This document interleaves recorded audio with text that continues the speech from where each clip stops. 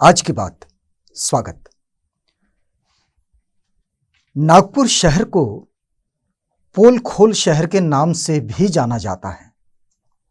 पोल खोल शहर का मतलब यह हुआ कि ऐसे लोग, ऐसे आवा बावा जो लोग नागपुर में कभी इस तरह के दिव्य कार्यक्रमों को लगाने की कोशिश करते हैं जो अवैज्ञानिक हैं, और ऐसे अवैज्ञानिक कार्यक्रमों को चलाने वाले लोगों के लिए अखिल भारतीय अंधश्रद्धा निर्मूलन समिति ये एक ऐसा संगठन है जो संगठन इनकी पोल खोल देता है। और हर बार आज तक अखिल भारतीय अंधश्रद्धा निर्मूलन समिति का ये दावा है कि आज तक उन्होंने जितनी भी चुनौतियां इन सारे बावाओं के सामने रखी, ये कोई भी इस चुनौती को स्वीकार नहीं कर सका।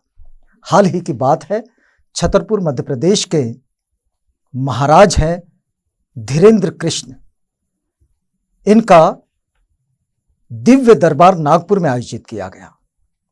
ये 5 जनवरी से 13 जनवरी तक, लेकिन बाबा को 11 जनवरी को ही नागपुर छोड़ना पड़ा। दरअसल बात यह है कि अंधश्रद्धा निर्मूलन समिति ये बड़े लंबे समय से एक वैज्ञानिक जीवन शैली के लिए आग्रही भी है और लोगों को इसको समझाती भी है और लोगों के बीच, जनता के बीच जाकर इसका प्रचार प्रसार करती है, इसका उद्बोधन करती है, प्रबोधन करती है। सवाल यहां आता है कि जब बात जनता को भी समझाई जा रही है, बात सरकार को भी समझाई जा रही है, क्योंकि अखिल भारतीय अंधश्रद्धा निर्मूलन समिति के जो राष्ट्रीय कार्यवाह है, उसके संयोजक हैं प्रोफेसर श्याम मानव, ये महाराष्ट्र सरकार की जादू टोना विरोधी जो कानून है उस समिति की जो जनजागृति समिति है उसके सह अध्यक्ष हैं, और इसके अध्यक्ष होते हैं महाराष्ट्र के मुख्यमंत्री। अब देखिएगा कि अंधश्रद्धा निर्मूलन समिति ये काम तो कर रही है। प्रोफेसर श्याम मानव ये उस समिति में है जिस समिति में ये तय किया गया है कि जादू टोना विरोधी कानून जो है, ये कानून जो महाराष्ट्र सरकार का कानून है, इस कानून के तहत भी और drugs and magic remedies act 1954 जो केंद्र सरकार का कानून है, इसके तहत भी इस तरह के चमत्कारों का दावा करना, लोगों को चमत्कारिक तरीके से उपचार करवाने की बात करना, कहना, इसका प्रचार करना, ये सब इस कानून के तहत एक गुनाह है, अपराध है। लेकिन बावजूद इसके ये सारे जो प्रोग्राम्स हैं, इन प्रोग्राम में हम देखते हैं कि सरकारी अमले से लेकर तो सारे लोग इसमें इन्वॉल्व हो जाते हैं। अखिल भारतीय अंधश्रद्धा निर्मूलन समिति ने जब इस वर्तमान कार्यक्रम को, यानी कि ये नागपुर में आयोजित था कार्यक्रम, इस कार्यक्रम में एक दिव्य दरबार लग रहा था और इसे बागेश्वर धाम सरकार का दिव्य दरबार ये कहा गया। बागेश्वर धाम छतरपुर का, और जहाँ के धीरेन्द्र कृष्ण महाराज जिन्होंने दावा किया कि वे चमत्कारिक उपचार कर रहे हैं, उन्होंने उनके वीडियो में ये सारी बातें हैं, आप देख सकते हैं यूट्यूब पर इसकी वीडियो है। कुछ बातें अभी जो प्रोफेसर श्याम मानव ने एक प्रेस वार्ता की और उस प्रेस वार्ता में इस बात को उन्होंने कहा कि भाई बाबा का ये दावा है कि जो लोग कहते हैं कि दिव्य शक्तियां नहीं होती, वो आंखें खोल कर देख ले ये चमत्कार, चमत्कारों को दिखाना, मैजिक रेमेडीज जो चमत्कारिक उपचार हैं, इनको दिखाना, इनके विषय में कहना, इनको प्रचारित करना, इनको प्रसारित करना, ये सब इस कानून के तहत अपराध होते हैं और इन अपराधों पर कड़ी कार्रवाई होनी चाहिए, इस पर एफआईआर होनी चाहिए। अब देखिएगा कि सर्वसामान्य लोगों की बात नहीं है, लेकिन प्रोफेसर श्याम मानव ने नागपुर के सीपी तक इसकी कंप्लेंट की, एफआईआर की। जो सह पुलिस आयुक्त है उनके पास इसकी शिकायत की, लेकिन इस पूरी शिकायत पर कार्रवाई कोई खास नहीं हुई है अभी तक। हुआ यह है कि पुलिस इसके लिए थोड़ी सक्रिय जरूर हुई, लेकिन इस कानून की वास्तविक बारीकियों को प्रोफेसर श्याम मानव समझा रहे हैं उनकी प्रेस वार्ता में। देखिएगा। जादू टोना विरोधी कानून प्रचार प्रसार अंमलबजावणी समिति का सहाध्यक्ष इस नाते से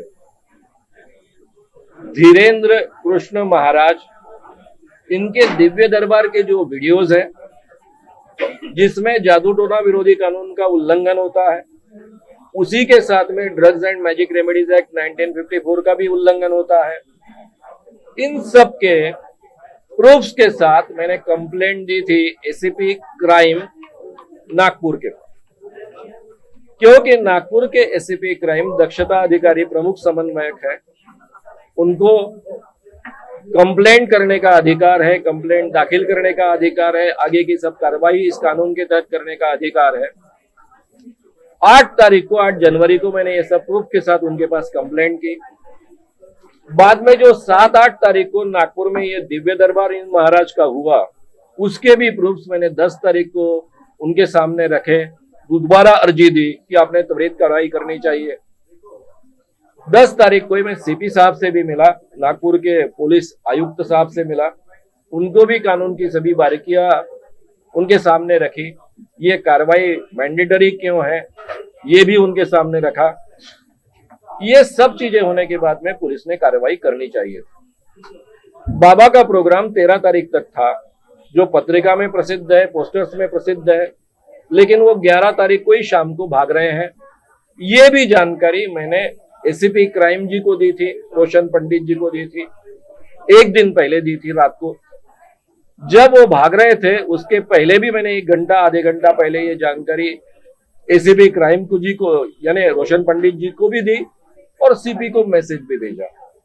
इसके बावजूद कार्रवाई नहीं हुई है। इसमें ये कानून इतना कड़ा है कि इसमें त्वरित कार्रवाई होने की बहुत आवश्यकता है, होनी चाहिए।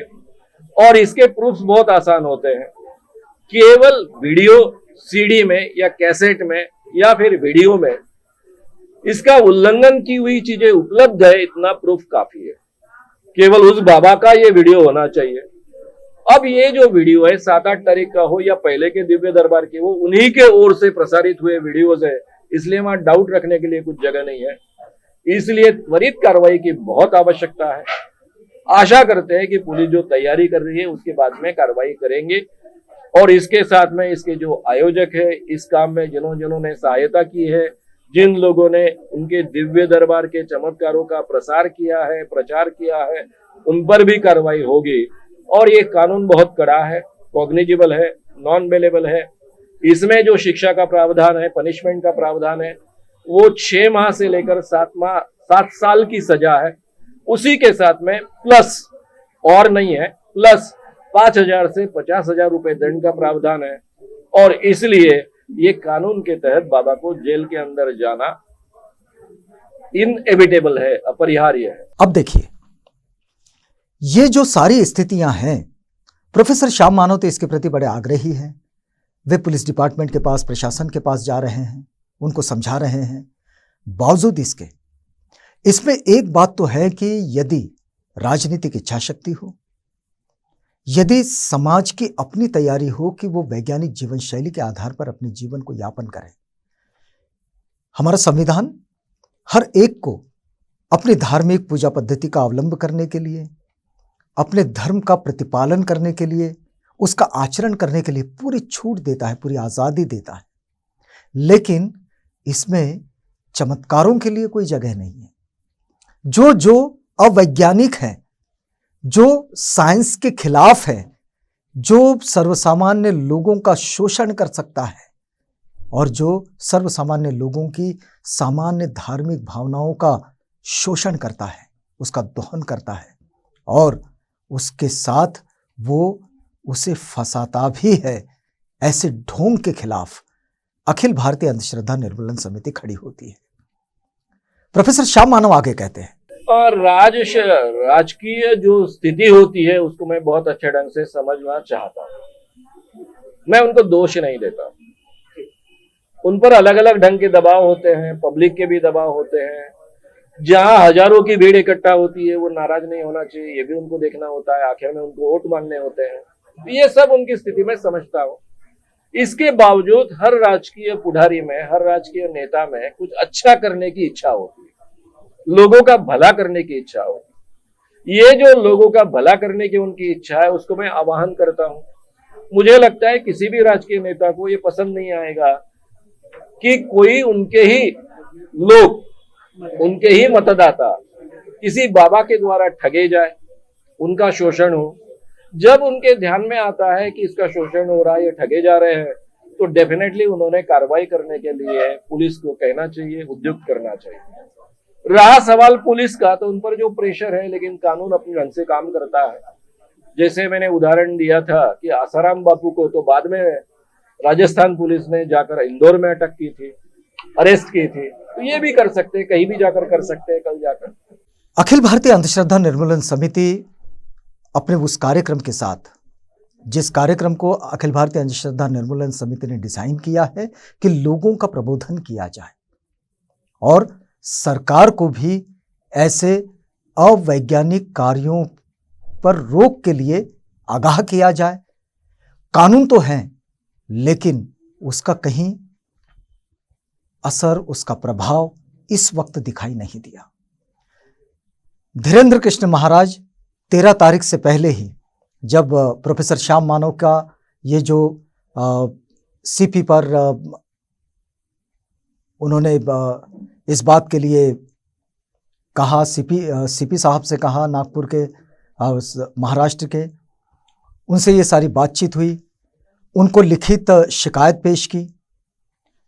सह पुलिस आयुक्त जो कि क्राइम डिपार्टमेंट के होते हैं, वो दरअसल इस पूरे कार्यक्रम में दक्षता अधिकारी होते हैं इस तरह के घटनाओं में, तो उनकी ये जिम्मेदारी बड़ी बनती है। प्रोफेसर श्याम मानव ने उनसे भी कहा, उनको भी लिखा, लेकिन ये सारी चीजें प्रशासनिक स्तर पर, राजनीतिक स्तर पर, राजनीतिक प्रेशर्स जो होते हैं, बहुसंख्यक मानसिकता का एक दबाव होता है, इन सब के चलते ये काम तो वहां अपनी अपनी जगह पर होते हैं, लेकिन एक बात बड़ी महत्वपूर्ण होती है कि क्या हमने वैज्ञानिक जीवन शैली को अपने पाठ्यक्रमों में शामिल नहीं कर लेना चाहिए? वैज्ञानिक जीवन शैली के साथ क्या हमने अपने आने वाली पीढ़ी को तैयार नहीं कर लेना चाहिए? धर्म ये एक और बात है, धार्मिक पूजा पद्धति, धार्मिक विधि, धार्मिक कर्म, धार्मिक जीवन शैली, ये एक दूसरी बात है। लेकिन एक अलग ही बात होती है धर्म के नाम पर दिखाए जाने वाले चमत्कार या कराए जाने वाले चमत्कार, और इन चमत्कारों के खिलाफ हमारे देश में कानून है, drugs and magic remedies act 1954, और दूसरा महाराष्ट्र सरकार ने जो कानून बनाया है, जादू टोना विरोधी कानून। तो ये दोनों कानून इन सारी चीजों को, जो अवैज्ञानिक तरीके से लोगों को उनके धार्मिक भावनाओं को धृत करके काम करते हैं, उनके खिलाफ काम करने के लिए और उन लोगों को सही राह पर ले आने के लिए। लेकिन इस काम को और पुख्ता बनाया जा सकता है यदि ये पाठ्यक्रम का हिस्सा बन जाए। इस काम के लिए अखिल भारतीय अंधश्रद्धा निर्मूलन समिति ने कोशिश तो बहुत की है। हम जरा प्रोफेसर श्याम मानव की ही इस प्रेस वार्ता के छोटे से अंश के साथ आज की बात को खत्म करेंगे। अभी ये धीरेन्द्र स्वामी की पोलखोल सभा हमने गुरुवार को आयोजित की है। गुरुदेव सेवा श्रम रमन साइंस के पास जो हॉल है, वहां पर ये होगी 19 जनवरी को शाम को 6 बजे। आपने जो दूसरा सवाल पूछा कि पाठ्यक्रम में ये सब चीजें आनी चाहिए, बहुत आवश्यक है। उसके लिए हम काफी सालों से प्रयास कर रहे हैं। ये जो समिति है, जादू टोना विरोधी कायदा प्रचार प्रसार अंमलबजावनी समिति, इसके माध्यम से ये काम होना चाहिए। लेकिन मेरी दिक्कत हो रही है कि मैं 2014 से इस समिति का मैं सह-अध्यक्ष हूँ।